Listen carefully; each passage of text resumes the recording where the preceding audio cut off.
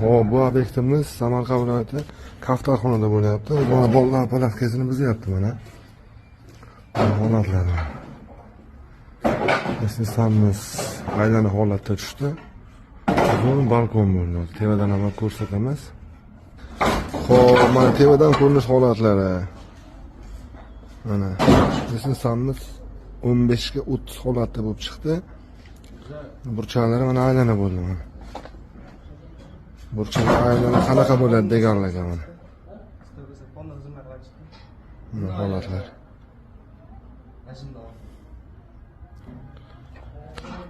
Xo'p, bu tomonimiz uzun balkon shaqib berdik.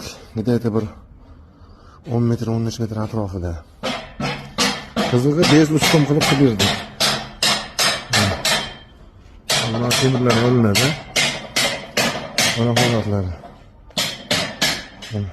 Kimga shunaqa xizmatlar kerak bo'lsa, aloqa chiqarasiz. Sog' bo'lasizlar aka.